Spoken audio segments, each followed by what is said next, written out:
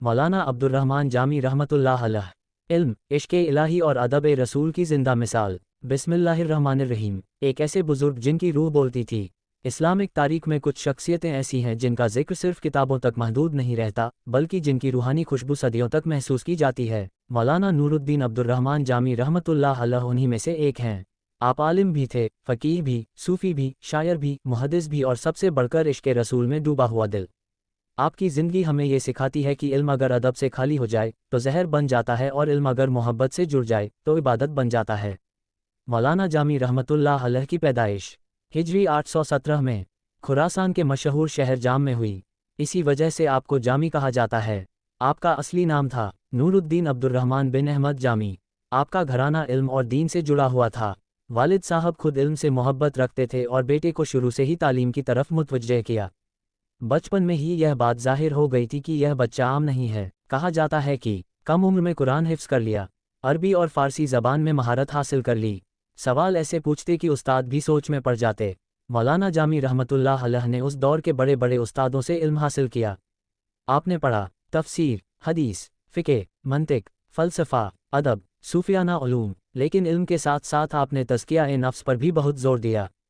आप फरमाया करते, जिस इल्म से दिल न झुके वह इल्म नहीं, सिर्फ जानकारी है। इल्म के मुकम्मल होने के बाद भी आपके दिल को सुकून नहीं मिला। आप कहते थे, किताबों ने दिमाग भर दिया लेकिन दिल अभी भी खाली है। इसी तलाश में आप पहुँचे शेख सादुद्दीन काशगरी के पास। यहीं से आपकी ज़िंदगी का रुख बदल गया। पहली ही मुलाकात में शेख साहब ने फरमाया, अब्दुर्रहमान इल्म तुम्हारे पास बहुत है, अब खुदा को तलाशो। यही जुमला आपके दिल में उतर गया। मौलाना जामी रहमतुल्लाह अलैह ने रातों को जागकर इबादत की, नफ्स को भूखा रखा, दुनिया की शोहरत से दूरी बनाई। आप फरमाते थे, जो अपने नफ्स को पहचान ले वही अपने रब को पहचान लेता है। आपकी ज़िंदगी सादगी की मिसाल थी। बादशाह आपके कदमों में बैठते, लेकिन आप ज़मीन पर बैठना पसंद करते। मौलाना जामी रहमतुल्लाह अलैह की किताबें आज भी ज़िंदा हैं। नफ़हातुल उन्स औलिया किराम के हालात, यूसुफ ज़ुलेखा इश्क़ हकीकी का शाहकार, लवाहे तसव्वुफ़ी नुक्ते, दीवान जामी रूहानी शायरी, शरह काफ़िया अरबी इल्म पर बेहतरीन काम। आपकी शायरी सिर्फ अल्फाज नहीं बल्कि तौहीद की तफसीर है। एक बार मौलाना जामी रहमतुल्लाह अलैह हदीस पढ़ा रहे थे। हदीस में रसूलुल्लाह का नाम आया। आपका बदन कांपने लगा, आंखों से आंसू बहने लगे, किताब हाथ से गिर गई। फरमाया, अदब यह है कि नाम मोहम्मद आए तो दिल खड़ा हो जाए। उस दिन से आपके मदरसे में कायदा बन गया, जब भी नबी का नाम आए पूरा मजलिस दरूद पढ़े। हेरात के बादशाह हुसैन बायकरा आपकी बहुत इज्जत करते थे। एक बार बहुत बड़ा तोहफा भेजा, मौलाना जामी ने वापस भिजवा दिया और कहा, मुझे उस रब से रिश्ता चाहिए जो देने के बाद कभी एहसान नहीं जताता। अदब, इखलास, इश्क़ इलाही और हज की रूह की। हेरात की एक सर्द रात थी। मौलाना जामी तन्हा बैठे थे। सामने कुरान खुला था, लेकिन आंखों से आंसू बह रहे थे।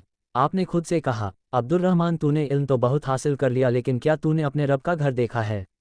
उसी रात आपने हज का इरादा कर लिया। हज का सफ़र आसान नहीं था। रेगिस्तान, प्यास, थकान, खतरे, लेकिन मौलाना जामी हर कदम पर कहते, जिस सफ़र में रब का बुलावा हो वहाँ थकान नहीं होती। रास्ते भर आप दरूद शरीफ, कुरान की तिलावत और इस्तिग़फ़ार में मशगूल रहे। जैसे ही मक्का मुकर्रमा की सरहद आई, मौलाना जामी अचानक रुक गए, कदम आगे नहीं बढ़ रहे थे। साथ चलने वालों ने पूछा, हजरत क्या हुआ? आंखें झुकी हुईं, आवाज़ कांप रही थी, मैं सोच रहा हूँ क्या मेरा दिल इतना पाक है कि इस ज़मीन पर कदम रख सके जहाँ मेरे आका चले। काफ़ी देर तक आप सिर झुकाए दरूद पढ़ते रहे, फिर कहा, या रसूलुल्लाह गुनहगार हूँ मगर आपका उम्मती हूँ। और तब हरम में दाखिल हुए। जैसे ही खाना काबा पर नज़र पड़ी, मौलाना जामी की हालत बदल गई। हाथ कांपने लगे, लबों से बस इतना निकला, अल्लाह, और बेहोश होकर गिर पड़े। लोग घबरा गए। कुछ देर बाद होश आया। होश में आते ही कहा, ये वही घर है जिसके लिए अंबिया ने दुआएं की, औलिया रोए और मैंने बस किताबों में पढ़ा।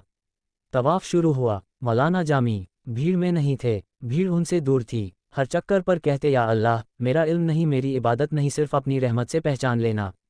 शागिर्द कहते हैं, हमने उन्हें चलते नहीं देखा जैसे कोई नूर घूम रहा हो। मकाम इब्राहिम पर आपने सजदा किया, लंबी खामोशी, फिर आंसुओं में डूबी दुआ, या अल्लाह, मेरी ज़िंदगी की सारी मेहनत अगर तेरे नबी की उम्मत के काम ना आए तो उसे रेत बना देना। लोग हैरान थे, इतना बड़ा आलिम अपने लिए कुछ नहीं मांग रहा। हज के दौरान एक शख्स रोता हुआ आया, हजरत मेरी ज़िंदगी गुनाहों से भरी है, क्या मेरा हज कबूल होगा? मौलाना जामी ने फरमाया, اگر اللہ نے بلایا ہے تو تیرا گناہ تجھ سے پہلے یہاں پہنچ چکا ہے۔ وہ شخص وہیں ٹوٹ گیا اور بدل گیا۔ عرفات کا دن، دھوپ، بھیڑ، شور، لیکن مولانا جامی کھڑے رو رہے تھے، یا اللہ، جس طرح آج تو نے مجھے یہاں کھڑا کیا ہے، قیامت کے دن بھی اپنے نبی کے ساتھ کھڑا کرنا۔ لوگ کہتے، ایسا رونا ہم نے عرفات میں کبھی نہیں دیکھا۔ حج سے لوٹنے کے بعد مولانا جامی اور زیادہ خاموش ہو گئے۔ کسی نے پوچھا، حضرت، حج سے کیا ملا؟ آپ نے کہا، پہلے میں سمجھتا تھا میں کچھ ہوں، اب سمجھ آیا میں کچھ بھی نہیں۔ یہ کہانی ہمیں سکھاتی ہے، حج رسم نہیں، انقلاب ہے۔ کعبہ دیکھنے سے پہلے دل کو جھکانا پڑتا ہے۔ اللہ علم نہیں، اخلاص دیکھتا ہے۔ یا اللہ، ہمیں بھی ایسا حج نصیب فرما جو ہمیں بدل دے، توڑ دے، اور پھر اپنے قریب کر لے۔ آمین۔